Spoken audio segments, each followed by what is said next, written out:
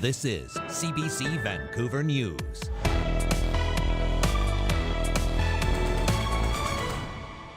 Game 5 win in Vancouver. Nashville hanging on. Better luck next time to the boys in blue. The Canucks head to Game 6 after a loss to the Nashville Predators on home ice. Plus, Vancouver's FIFA price tag more than doubles. BC Place will host 7 World Cup matches in 2026. That comes with a $500 million bill. And preparing for fire weather. We join a team of new recruits gearing up to battle BC's wildfires in what's expected to be a long season. Good evening, thanks for joining us. I'm Michelle Ghoussoub. Dan is away tonight. The Vancouver Canucks will head to Game 6 against the Nashville Predators after a 2-1 loss on home ice. And the Predators are going to get the Game 5 win in Vancouver. The Canucks opened the scoring early in the third, but couldn't quite hold on. Despite tonight's loss, they still lead the series against the Predators 3-2. They'll head to Nashville for Game 6 on Friday for what could be their first round clincher. Well, staying with sports, anticipation is building ahead of the 2026 FIFA World Cup. Vancouver is hosting 7 matches at BC Place, but it won't come cheap. Today, the latest cost estimates were revealed. As Karen Larson tells us, the price tag has more than doubled. The revised price tag for bringing a small part of the 2026 FIFA Men's World Cup to Vancouver is now somewhere in the $500 million zone. At the low end, estimated at $483 million.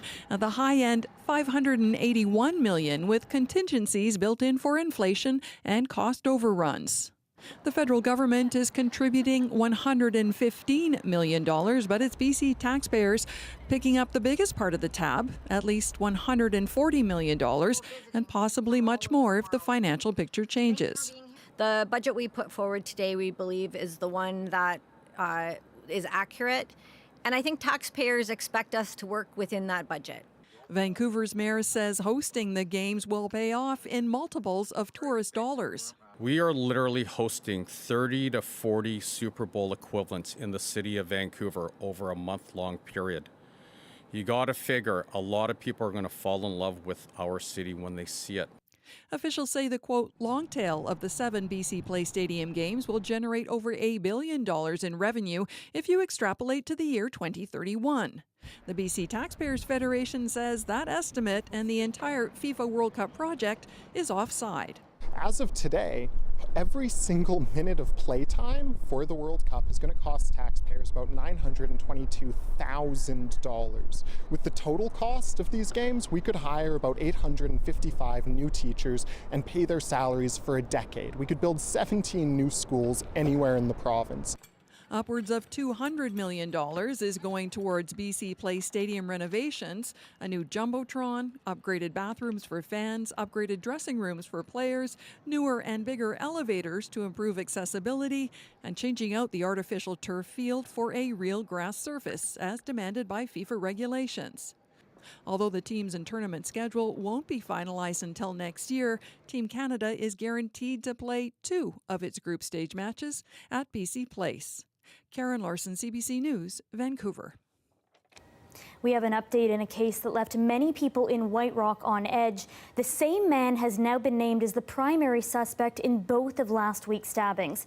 Yesterday, 27-year-old Dimitri Nelson Hyacinth was arrested in the deadly attack that happened last Wednesday. Today, he was charged with aggravated assault in a separate attack. That's the one that took place 2 days before in the same area near the pier. These 2 attacks happening back-to-back sparked a manhunt. Tonight, White Rock RCMP held a community meeting to address concerns about public safety. Mounties increased patrols last week as a response to the attacks and say they're taking steps to ensure people are kept safe this summer. Well, for the 3rd straight day, all London drugstores remain closed with no indication of when they might reopen. On Sunday, the company announced it was dealing with a cybersecurity incident. London Drugs is now investigating whether personal data was compromised, saying if that's the case, anyone affected will be notified. An earlier statement said there was no reason to believe customer or employee data had been affected, but some customers we spoke with are considering switching pharmacies because of it. They'll probably lose customers, because I'll tell you, if I have to move, if I go to Costco, I probably won't come back. A little bit of a headache, so yeah, not fun. I'm sure corporate there is having a fun day today. I got an order, London Drugs, one item, $5.50, but they are not open. So I'll have to mention the shop is closed. I went past a clock radio I've been looking to buy for like months, and it's on sale, so it's frustrating. I can't buy it. Phone lines are still not operating, but customers can go to their local store to pick up prescriptions. Canada Post offices located inside London Drugs are also being affected. Customers can pick up parcels, but will have to pay for postage fees in cash. Blue Bus Union members in West Vancouver voted yes to a strike vote earlier tonight.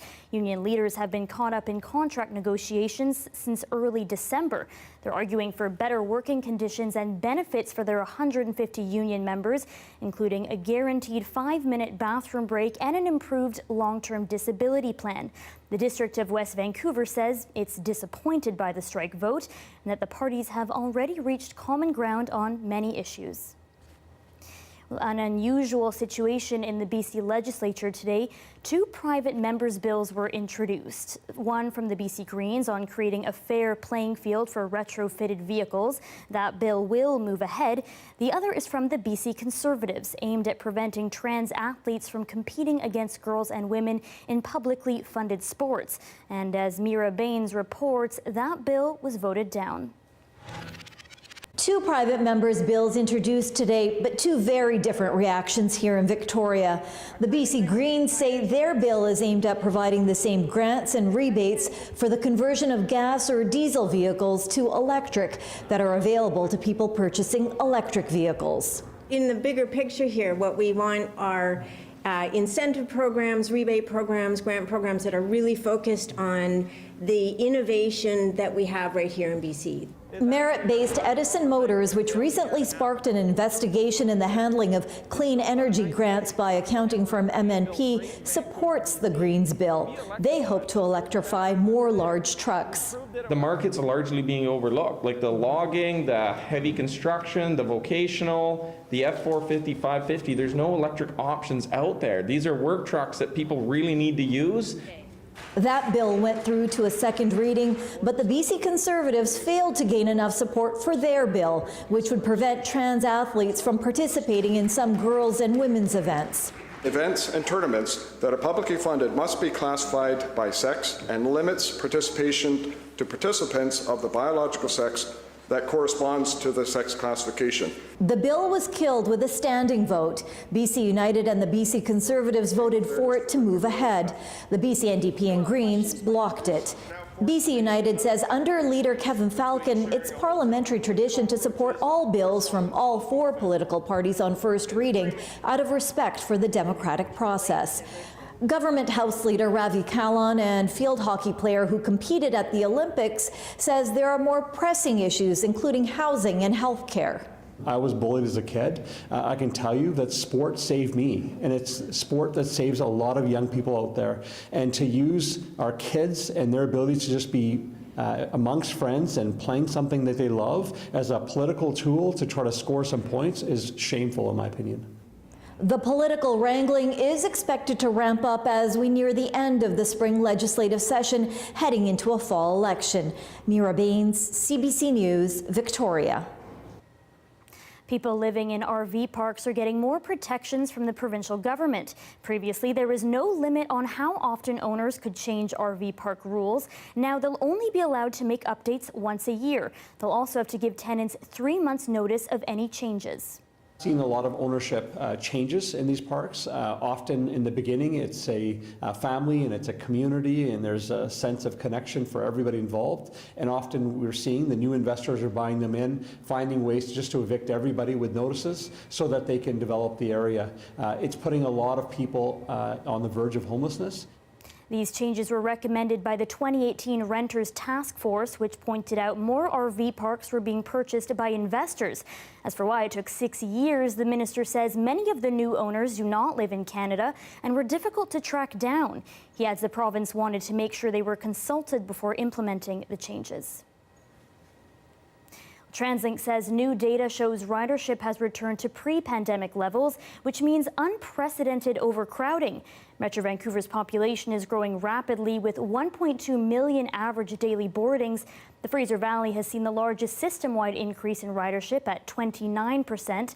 The top 3 busiest SkyTrain stations are Waterfront, followed by Metrotown and Commercial Broadway. The 99B line again takes first place for busiest bus line, followed by the R4, 41st Ave, Rapid Bus, and the 49 between Metrotown and UBC. Really, we want to be able to increase service across the boards without making any cuts to anywhere else, which is what we're going to be starting to do with this investment plan. Previously, TransLink had to reduce service in some areas just to meet demand in others. The new plan will focus on adding more service to the top 16 busiest bus routes, plus increasing service on the C-Bus and Canada Line. As we head into another fire season, members of a volunteer fire department are still grappling with what they've lost. Collectively, more than half of their homes burned down near West Kelowna last August. Brady Strachan brings us their story. Well, this was where the bicycles melted. Memories of the destruction are singed into Rob Baker's memory. For 20 years, he and his wife, Anique, lived in their home with breathtaking views of Okanagan Lake until a raging inferno burned it to the foundation 8 months ago. Yeah, it's amazing how it turns to nothing. You look at a whole entire house, and then when you look at, a pile of rubble, you think, well, where did it all go? Unlike most who lost their homes to the fire, Baker saw his up close, engulfed in flames. He's a captain with the local volunteer fire department. Any sort of shock it came later. It came later. We were busy, we were tired, we were working hard, we were sweaty, and we were doing the job. Baker wasn't the only one on his team who lost a home that night. A dozen of his colleagues suffered a similar fate as the fire destroyed homes all along the western side of Okanagan Lake. This is our water tender. Fire Chief Paul Zidovich's house wasn't spared. He led the volunteer fire department through some of its darkest hours. That was a pretty big hit. 13 of the 25 lost houses, so that's something that we're all dealing with and reeling from also. But some of the toughest work was yet to come. Long after the fire was extinguished, the complicated process of dealing with insurance companies is still underway for many on the team. Zidovich says it can be exhausting, and half of his department is going through it. When the fire happened and we burned down, I figured, we'll be in our house in a year and a half. That's completely unrealistic. From date of loss, I'd say 2 to 3 years if you're lucky. Evidence of the fire is everywhere, from the burnt-out vehicles in front of the fire hall to the forest right behind where trees jut out of the scorched earth like blackened matchsticks. Living through a disaster like this, however, has built resilience. Right now, we are super strong. It's an absolutely great place to be. People are motivated. Not only is the fire department stronger, it's growing in numbers. It's been amazing that even after all of these losses, we haven't had a single firefighter leave the department. And in fact, we've done some training, brought 3 new firefighters on board. And as we head into what experts say could be a very challenging fire season, this fire department says it's ready for whatever this summer brings. Brady Strachan, CBC News, near West Kelowna. Gearing up for this year, the BC Wildfire Service has been holding wildfire boot camps in Merritt. The CBC's Shelley Joyce, whose daughter is in training, got a first-hand look at what recruits across the province are up against. It might not be summer weather. There's snow, rain, and mud to contend with, but that didn't deter the recruits she met from taking on the challenge. And let's start getting this. Taylor Parker is 19 and from Salmon Arm, BC. She says she loves the BC forest and wants to do all she can to protect it. I love the natural beauties of BC, and I don't want to see it all go up into smoke, so I want to do what I can. I love working hard, pushing myself and seeing that I can make a difference. Cold trailing is one of the skills being practiced at this boot camp. It's a strategy where firefighters feel for hot embers with their fingers. They have to cover on their hands and knees, inch by inch, by their hands to feel all through the root systems and through the dirt, just to make sure there's nothing burning left inside there. So anything warm, or see how they're grabbing the sticks there, they have to grab every single piece of material, woody material, and making sure that there's nothing burning and they can pull it outside the fire's edge. This is just one of many challenges practiced again and again at this boot camp over 5 days. These firefighters, they're all brand new recruits, are hauling huge packs and hoses up this hillside, up to 150 pounds, and they're doing it for 2 hours straight. This is all part of the learning process. They'll take the skills they learn here today and take them into the forest when they're fighting fires this summer. It was good. It was tough at the start, but the team kept us motivated. Like, we just kept pushing each other and kept pushing hard and found a next gear. We kept going further than we thought we could, and it started snowing pretty heavy on us, but we just kept going. Exhausted, but it gets them ready for the season when they might be doing it for 10 hours, right? As BC Wildfire heads into what is expected to be a busy season, they hope to have their new recruits hit the ground running. Shelley Joyce, CBC News, Merritt.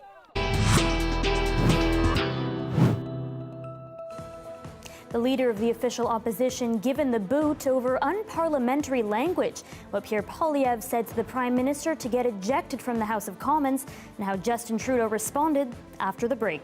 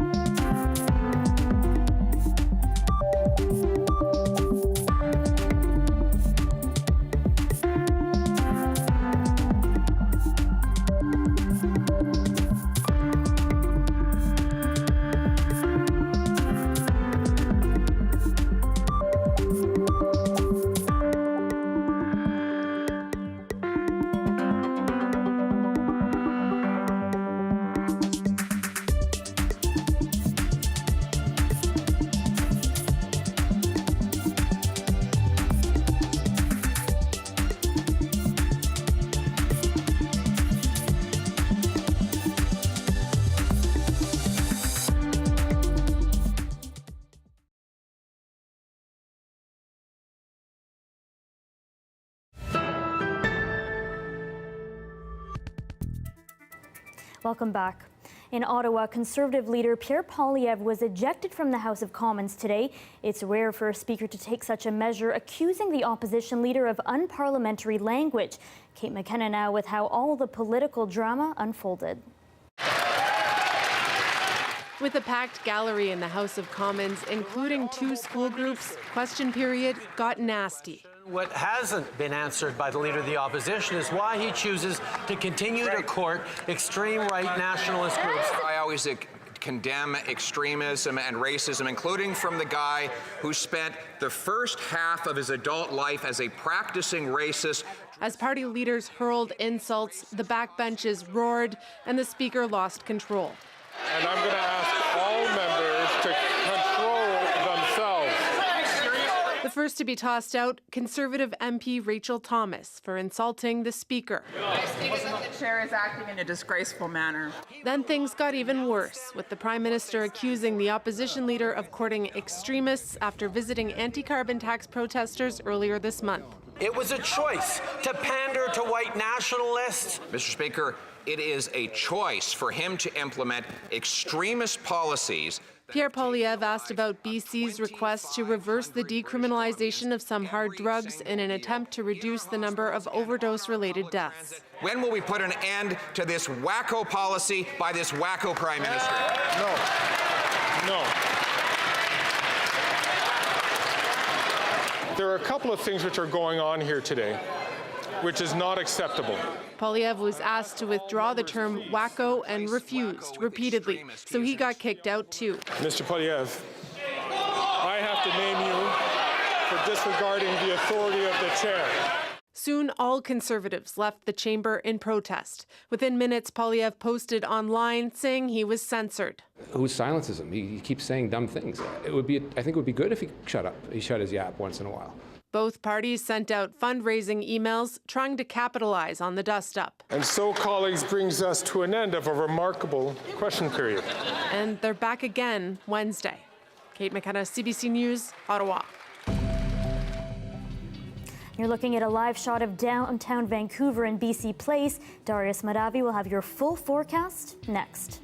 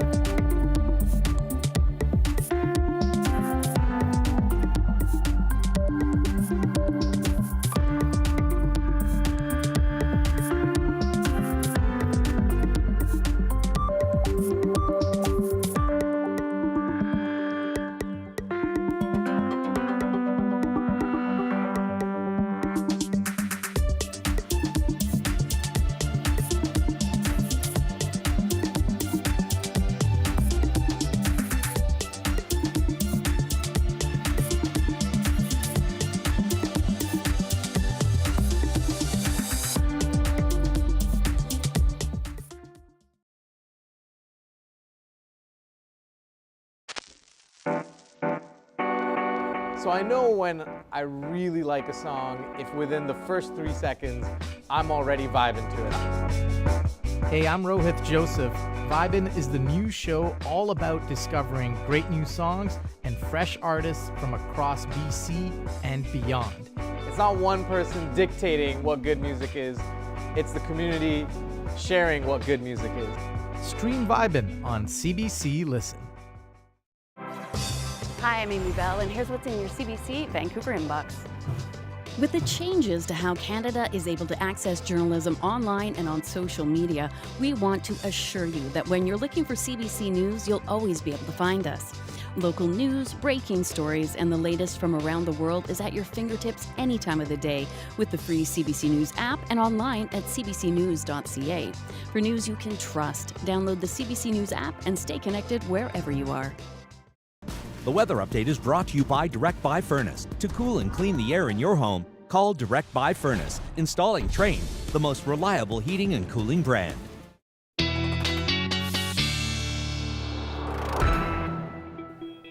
And Darius Maravi joins us now for a look at the forecast. Darius, would you say that we are in an April showers, May flowers situation going forward? Yeah, I would say so, and I knew you were going to make that joke. Yes, we are. Our April showers definitely have helped.